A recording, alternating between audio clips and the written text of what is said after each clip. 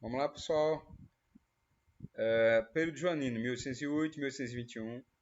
Como começamos recentemente as aulas virtuais e alguns alunos não conseguiram ver o vídeo, o primeiro vídeo, devido a toda a quantidade de acessos, né? Eu resolvi trabalhar num novo formato e trazer aqui para vocês esse conteúdo sobre o período joanino. Vamos lá começar a nossa aula, né? Então, em primeiro lugar, pessoal, a família real aqui no Brasil. Quais foram os motivos que fizeram com que ela chegasse aqui, né? Dom João, essa é a imagem de Dom João e da esposa dele, Carlota Joaquina, né? O período entre 1808 a 1821. Esse período é conhecido como período joanino, o período em que a corte e a família real estava aqui no Brasil. Vamos lá? Vamos começar a passar para o próximo tópico. Portugal entre duas potências. Pois bem, Portugal ele estava entre França de um lado e a Inglaterra do outro. A França estava proibindo que nenhum país comercializasse com a Inglaterra. Isso aí é chamado de bloqueio continental, né? Então, a França queria ter um desenvolvimento, um progresso econômico e ficava bem claro que ela não queria de forma alguma nenhum país concorrendo com ela e principalmente a Inglaterra, né? Então temos a relação de dependência Portugal e Inglaterra. Portugal, pessoal, ele já teria débitos anteriores, teria acordos, teria um tratado de panos e vinhos, né? Então, enquanto a Inglaterra exportava tecidos para Portugal, Portugal exportava para a Inglaterra produtos agrícolas, inclusive o vinho, chamado Tratado de Methuen. O interessante é que não era só Portugal não, vários outros países também faziam isso, né? Então, após o final da União Ibérica, que era a união entre Portugal e Espanha, nós vamos ter aí um desenvolvimento de Portugal, mas só que totalmente dependente da Inglaterra.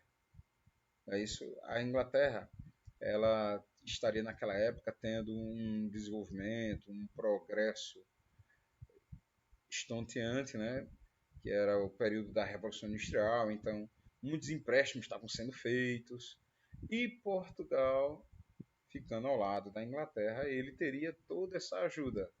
Obviamente, se ele optasse ficar pelo lado de Napoleão Bonaparte, não teria esse progresso, não teria esse desenvolvimento. Vamos lá passar para o próximo slide, tá certo? Decisão de Dom João. Vamos ver como foi isso aí.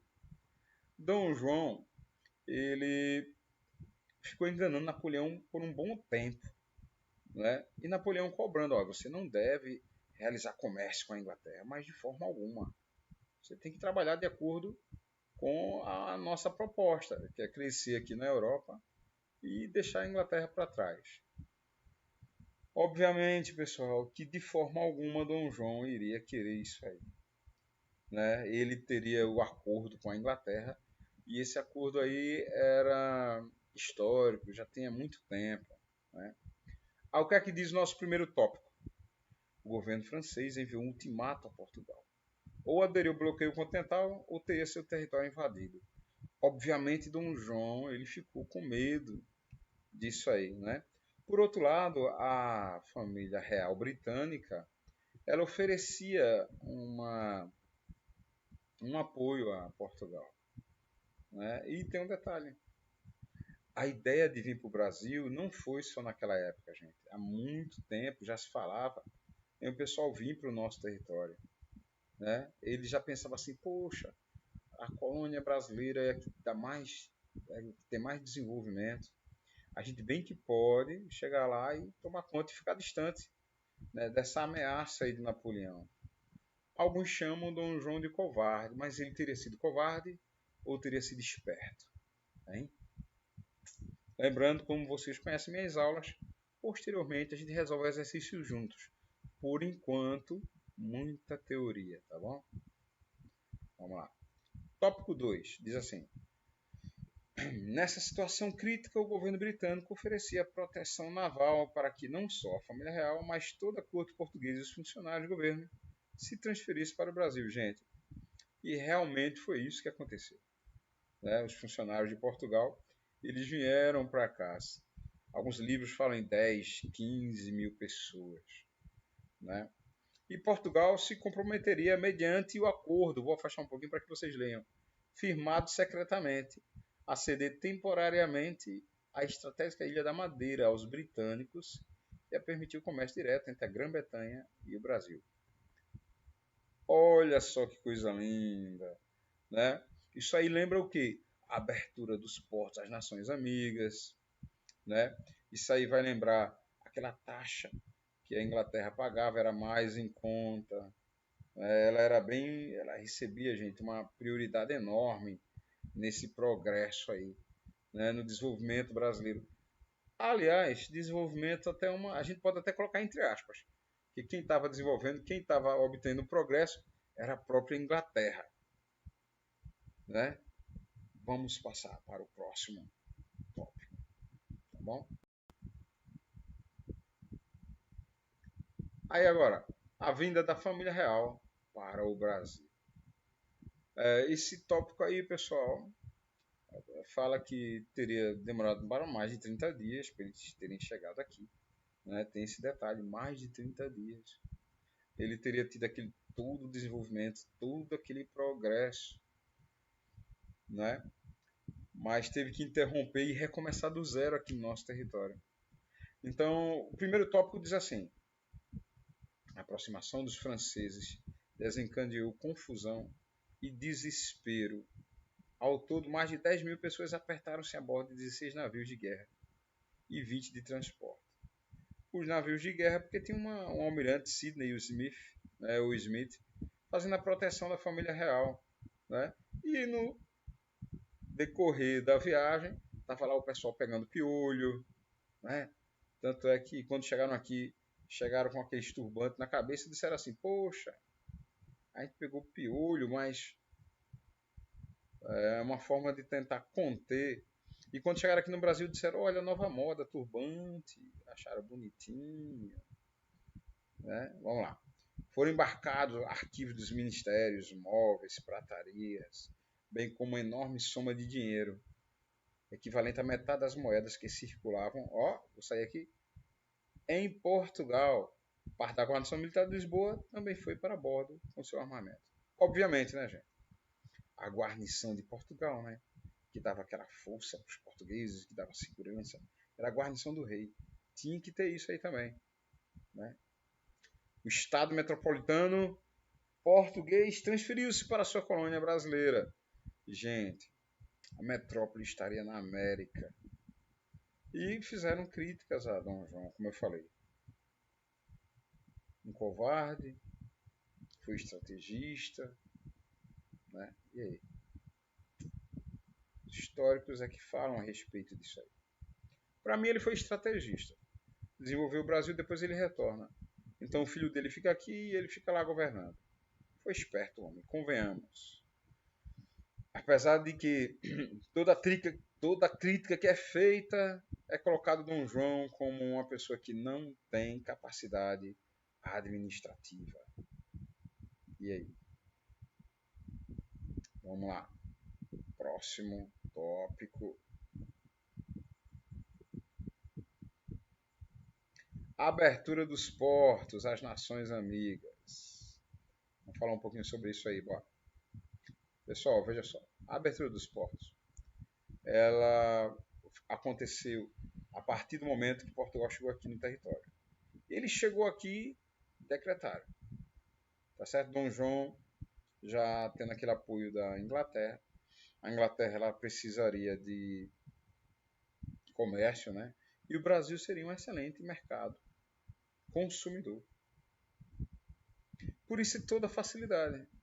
Né? Quais foram os motivos, professor, para existir essa facilidade? Pessoal, a partir do momento que os ingleses já comercializavam o comércio com a Inglaterra, a partir do momento que os ingleses já tinham financiamento, né, com os portugueses estavam amarrados lá, obviamente ela iria agora pretender que Portugal pagasse o preço, né? Então, a transferência do Estado português para o Brasil foi fundamental para que nosso país pudesse encaminhar seu processo de emancipação política. O que seria emancipação política? Independência, de forma gradativa. Só lembrando que quando ocorre a abertura dos portos, isso aí foi uma abertura econômica, tá? A abertura política, né, a autonomia, a emancipação política só ocorre com Dom Pedro I, tá? Não é agora não. Vamos lá continuar. O primeiro passo nesse sentido foi a abertura dos portos brasileiros a todas as nações amigas, que na ocasião se resumiam à Inglaterra, já que os Estados Unidos mantinham relações preferenciais com a França napoleônica. Sim, os Estados Unidos e a França era assim, tá? Tanto é que a independência dos Estados Unidos, a França estava ali ao lado, né, gente? Tanto é que a Estátua da Liberdade foi um presente da França em comemoração aos 100 anos de independência dos Estados Unidos. Tá? Então, cuidado para não haver esse conflito aí, tá bom? Então, Tratado de Comércio e Navegação concedia tarifas privilegiadas às exportações inglesas. Pois é. Os ingleses mandaram para cá até patins de gelo, me diga. O pessoal vai fazer o que lá na Bahia, Salvador? Aqui no Brasil, para patins de gelo, pessoal. Né? Que coisa mais estranha. Mas ela queria vender móveis. E até hoje, né? Até hoje o pessoal prefere um produto inglês a um produto norte-americano, a um produto brasileiro. Então o móvel inglês é muito melhor. A música inglesa, né? A música brasileira não. E por aí vai. Jovens.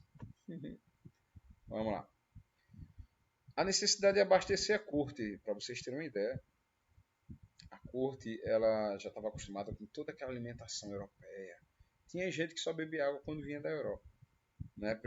Eles se sentiam mais seguros. Né?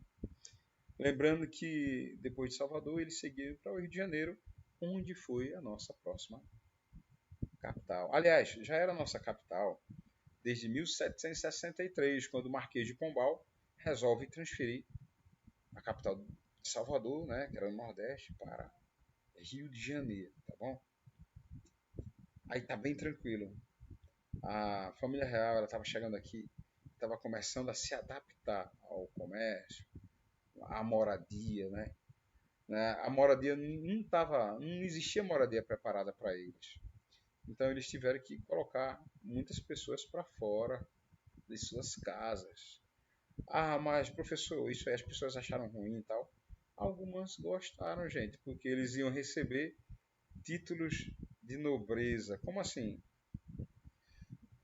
Barão, duque, né? Marquês e por aí vai.